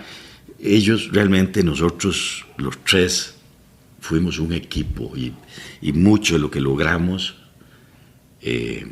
fue gracias a ellos. Y lo malo que se hizo que me lo echen a mí. Y ahí no pasa nada. Pero doña Jenny Phillips decía, vea, Memo, es que yo creo que usted tiene un ángel que lo protege. Vea usted. Yo donde vi aquella cosa no le di mucha cabeza. Me acuerdo que previo a entonces le pedí al ministro Fuentes, que era el que estaba, y que se quedó conmigo viceministro unos días, después se fue a estudiar y ya, entonces vino José Luis. Le dije, mira, ¿me puedes prestar estos grafiquitos? Son los de él, yo tengo los que él tenía, para enseñarle al gabinete nuevo que viene. Usted pregúntele a cualquiera de los compañeros del gabinete, a doña Carla, a doña María Luisa, a Fernando Zumbao, a cualquiera, Nene Carvalho, a todos los compañeros. Grandes compañeros. Solo le faltó Leo Garnier para hablar de los más gastones. Mencionó los más grandes, los que más gastan. Oiga, pregúnteles si yo no llegué a una reunión ahí en un hotel, que las previas del gabinete y todos los compañeros, yo mismo, yo entusiasmado, yo quería transformar el país, todos vamos con ilusiones. Y sobre todo los compañeros que tienen carteras. Sí, pero ahí nadie se mueve hasta que el ministro de Hacienda no entra en escena. Y entonces ya me da Oscar la palabra. Además, yo al presidente creo que esto ni siquiera le iba a decir lo que iba a presentar. Es que quiero presentar unas láminas. Y claro, y salgo yo con eso. Entonces, compañeros, fue mi propuesta. Eso debe haber sido el ángel que me iluminó. Mire, compañeros, entonces estamos en una situación bastante apretada. De manera que yo lo que les propongo a ustedes es lo siguiente. Vayan ustedes, agarren de los presupuestos que cada uno tiene, hacen el reacomodo de partidas que les parezca, y yo me comprometo, cuando tengamos todo eso procesado, a mandar un presupuesto extraordinario para hacer la recomposición de las partidas, para que ustedes puedan empezar a trabajar en las prioridades. Claro, los compañeros van a llegar, hay que meterse a hablar con el oficial presupuestario. Eso lleva un montón de tiempo. Exactamente. Usted quería ganar un poco de tiempo. Desde luego, porque tenía la mitad del presupuesto se financiaba con deuda y del gasto más o menos la mitad era deuda. O sea, había que endeudar el país para endeudarse. Y claro, yo cuando vi eso es como si uno pasara la chequera, pasara uno la tarjeta para pagar la tarjeta. Bueno, y mientras tanto ahí fuimos.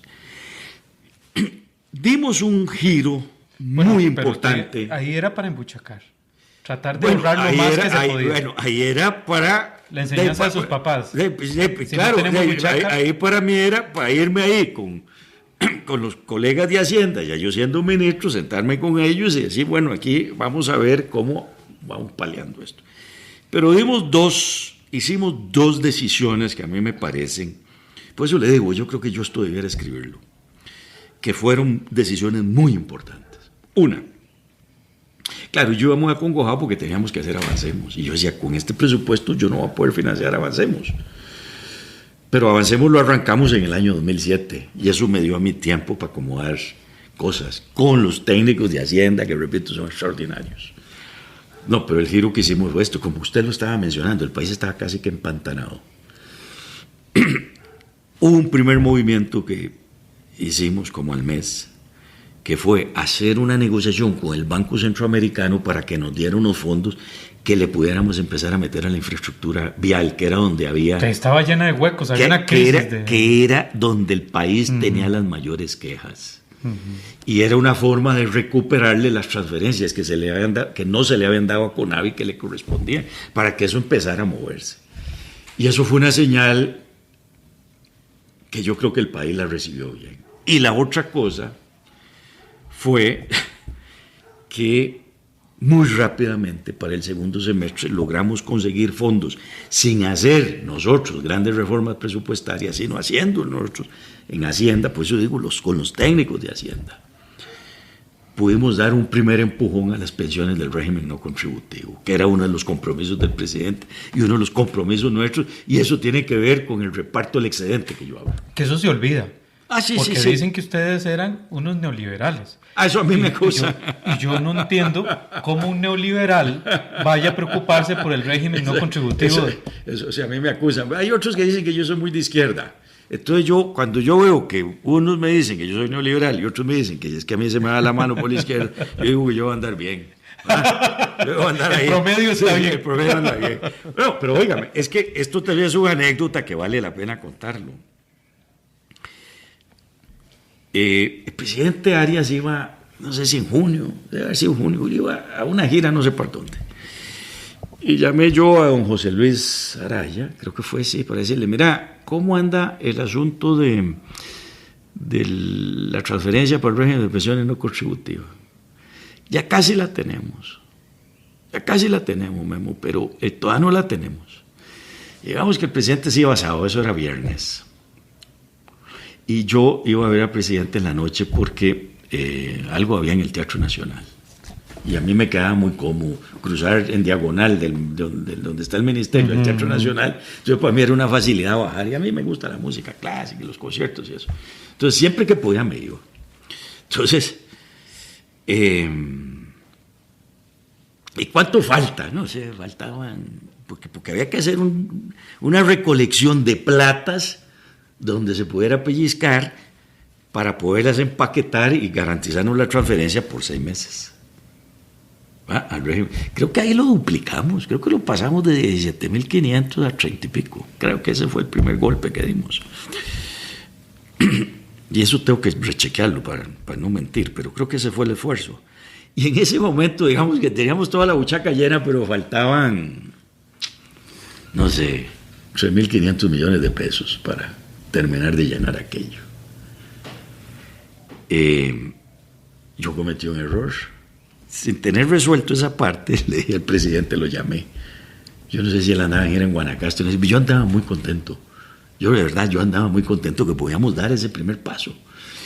Y le conté y dice, yo lo anuncio ya. Le dije, no, mira, me faltan 3.500, no importa, vos lo buscas, yo lo anuncio. Y en la noche me voy a la vaina del Teatro Nacional a decir, Oscar, por favor, no, yo mañana cuando salgo, lo anuncio. Yo no me acuerdo si lo anunció o no, pero comprenderá que la presión que me puso, bueno, así era un poco la cosa. Entonces hicimos eso, entonces dimos una señal, dando fondos para reconstrucción vial, que el país lo demandaba a gritos, dimos fondos para... el régimen de pensiones no contributivas. Entonces, en cosa de un mes y medio o 2 meses, no sé, empezamos a ver que la cosa se empezaba a mover. Yo le voy a decir a usted además otra cosa importante. En los primeros días que yo estaba un poco, y tendría que ir a revisar mis declaraciones de prensa para ver cómo estaba viendo yo aquello. Pero yo lo veía complicado. Por eso que le estoy diciendo, esas restricciones que teníamos. Me acuerdo que un diputado, y esto sí me lo voy a reservar el nombre, un diputado de oposición a nosotros, me llamó. Y yo me fui a hablar con él, a la asamblea. Y me dice, mire, ministro, yo a usted no tengo que darle consejos.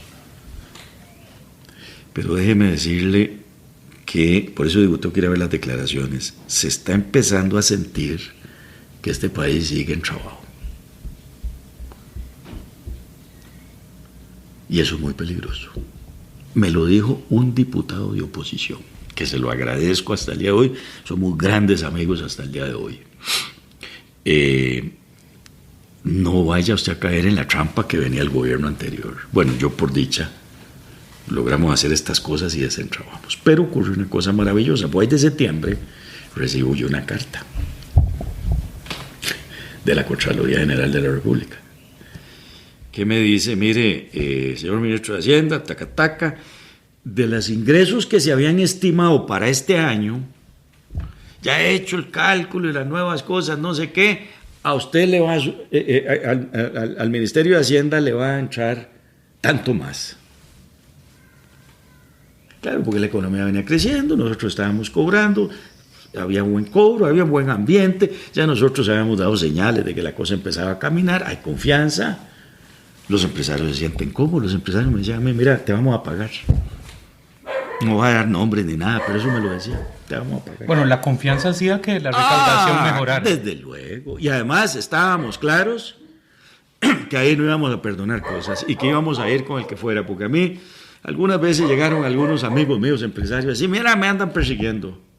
¿Quién te anda persiguiendo? De esos carajos de tributación. ¿Tenés problemas tributarios? Vaya, arregle y después venís.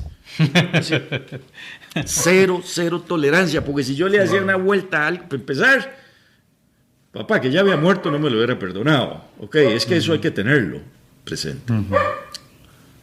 ¿Verdad? Repito, porque a mí no me tienen que poner un papel para ver qué firmo, para ver qué hago y qué no hago. Y segundo, es decir, o vamos, aquí no hay medias tintas, ¿verdad? Aquí vamos. Entonces, una mezcla: mejor recaudación, más confianza, sin la menor duda, crecimiento económico. Me avisan que vamos a recoger más, con lo cual automáticamente, si originalmente se calculaban que eran 100 lo que íbamos a recibir y nos dicen vamos a recibir 110, ok, y en la carta me dice: y por favor indíquenos en qué va a gastar esa plata, qué programas va a dedicar esa plata, qué presupuesto qué extraordinario que va a mandar o algo así, yo qué sé. Yo agarré esa carta, llamé a mis amigos de Hacienda, los colegas, la vimos y me acuerdo que me dijeron: es que no es solamente ser buen portero. Don Guillermo, cuando me mandaron, me llamaron, yo andaba en el carro, ya no sé para dónde, me avisan: don Guillermo, mire la noticia que les tenemos, y me cuentan esa cosa. Ya yo muy contento, calladito, como si nada. No hicimos nada. Yo agarré la cosa y ni la archivé, la metí en la gaveta.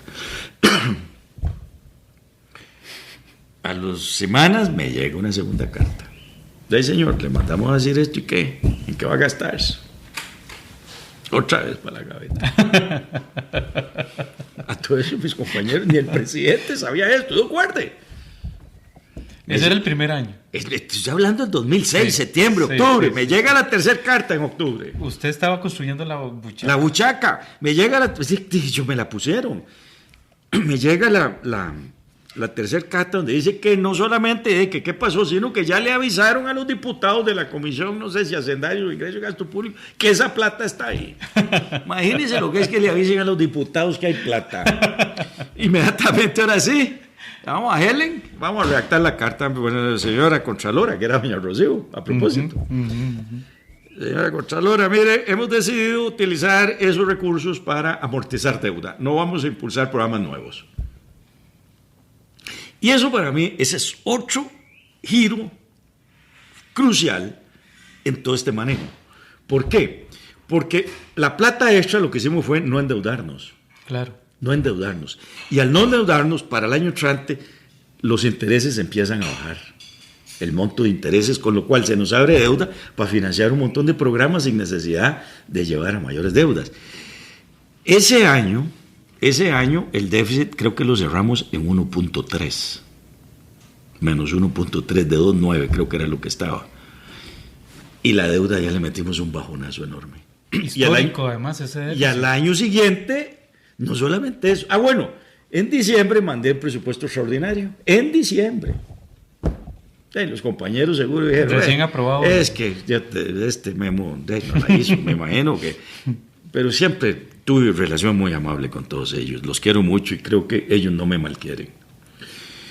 Entonces, claro, empezamos el año 2007 con un presupuesto bastante tipo Hacienda, ordenadito, gastando en policías, gastando en 3.000 maestros, gastando en 1.000 policías, gastando en 3.000 maestros, gastando en Avancemos, mejorando las pensiones del régimen no contributivo, y empezamos a ponerle poquita platita al programa de escuelas, de música, ¿se acuerdan? Un programa bellísimo. Sí, un programa sí, de Nené. Bellísimo ese programa. De María Elena Carballo. De doña María Elena Carballo, sí. Y algunas cosas así. Todavía al día de hoy. Dicen, bueno, pero el vacilón es que ese programa, yo después me encontraba, después de que dejé Hacienda y todo, me decía, ministro, me acuerdo muy bien que me encontré una vez al ministro de Cultura de doña Laura, el señor Obregón, sí, el artista, el músico, y me lo topé, no sé a dónde, don Manuel, y me dice, ministro, ahí le estamos cuidando su programa. Y le digo, ¿cuál programa mío? El ministro de Hacienda tiene programas, ¿verdad? ¿Cuál me está hablando? Y ese de escuelas de música, porque yo lo digamos, Avancemos, escuelas de música, esos fueron programas que yo los tenía sobre la mesa, eran programas que yo apadriné. Bueno, entonces... Cinem, creo que Cinem. ¿Qué es lo que pasó? Yo ahí bajé. En el año 2007, un manejo muy ordenado del gasto, ¿verdad? Cumpliendo con CONAVI, empezamos a trasladar plata a los municipios, empezamos a trasladar plata a las asociaciones de desarrollo. Abrió la llave un poquito. Bueno, porque tenía sentencias de la sala. Pero ese año terminamos con superávit. También. Ese año terminamos con superávit. O sea, no tuvimos negativo, tuvimos positivo. Con lo cual bajamos más la deuda. El 2008, cuando ya los balazos reventaban, ¿verdad? Sí, ya la crisis. Lehman Brothers se desplomó el 15 de septiembre del 2008. Bueno, el gobierno de Estados Unidos dice, no rescatamos a exactamente, Lehman Brothers.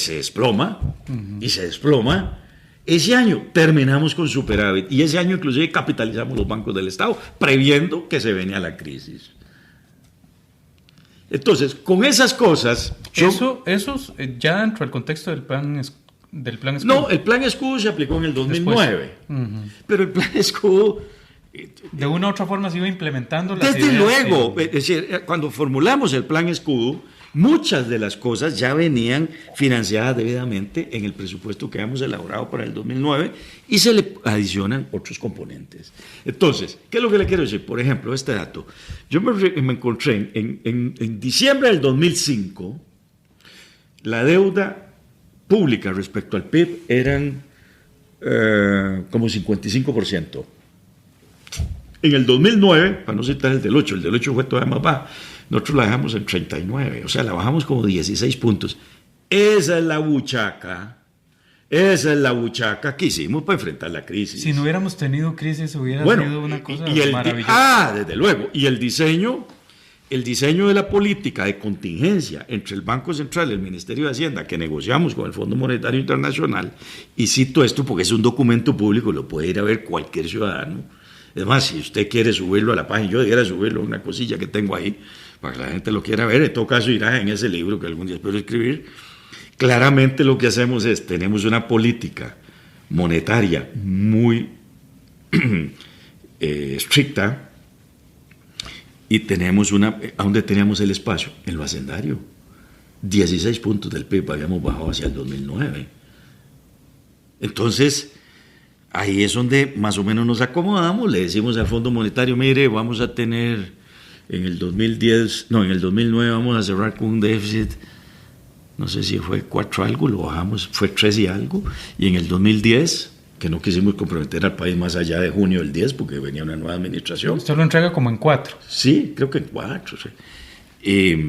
Y algo parecido. Entonces, 4, digamos, pero había una proyección ya con el nuevo presupuesto de que eventualmente iba a subir a 5. Exactamente, pero todos sabemos que lo que va en el presupuesto no quiere decir que sea lo que se haga. Ahora, yo quiero dar un dato, don Guillermo. Entonces, dice... lo que le quiero decir, sí, el ángel o el manejo o lo que fuera, se tomaron decisiones. El incremento de ingresos que tuvimos en el 2006 lo aplicamos a bajar la deuda, y ahí empezamos a bajar la deuda. Y otro detalle, que tendré que ver cómo lo documento, ya en esa información debe estar.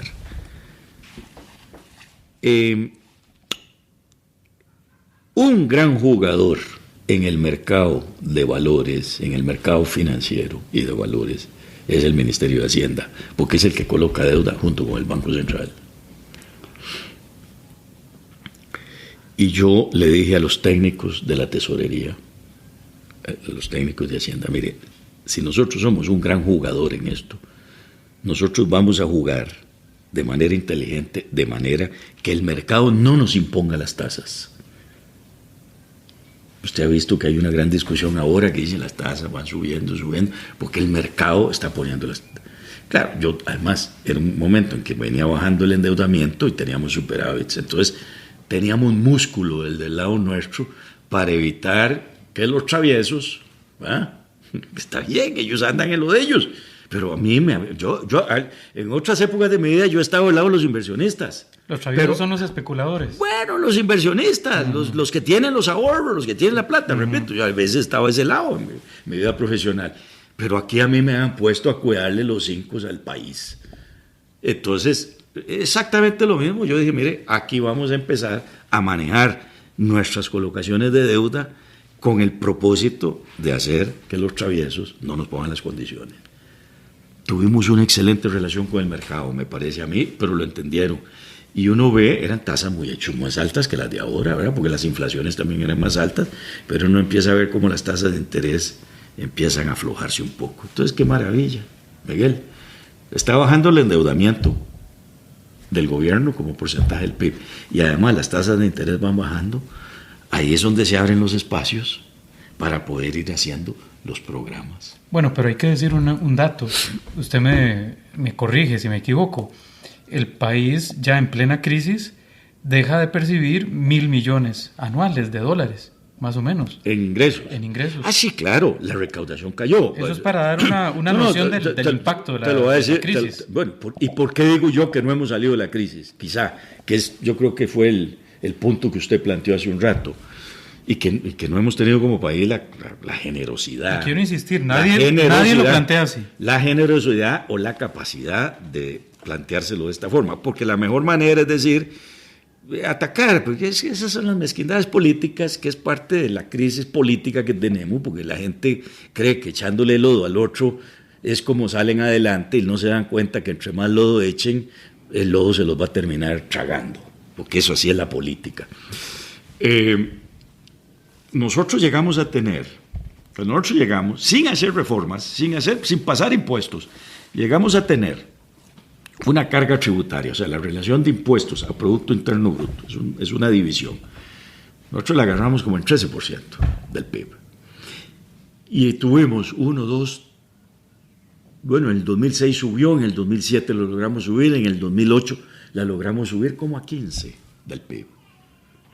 Tenemos más recaudación, mejora recaudatoria, crecimiento del PIB, disminución de la deuda y baja de intereses. Eso es lo que vamos construyendo, a base de qué, de orden, disciplina, confianza.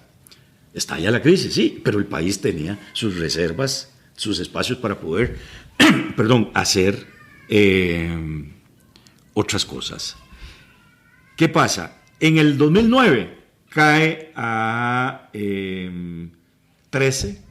Y ahí se ha mantenido prácticamente desde ahí, 13.1, 13.2, ha andado ahí. Entonces, ¿qué pasó? No logramos darnos cuenta, para ponerlo en positivo, ¿verdad?, que ante una crisis había que encarar cosas de otra manera y que esa carga tributaria había que subirla. De igual manera, y en adición a lo que acabo de decir, es que la estructura tributaria que tenemos nosotros hoy casi que es una estructura tributaria de hace 25 años. Y el país es otro, un país de servicios, un país con aperturas, un país distinto. Entonces, ahí me parece que eso es lo que hay que reconocer. Por eso es que yo digo que el país no ha salido de la crisis. No ha salido, es decir, no hemos tenido la capacidad de sacar adelante esto desde el punto de vista de crisis. Y posiblemente una de las formas para sacar esto es a través de incrementar la productividad del trabajo. Para aquí, por favor.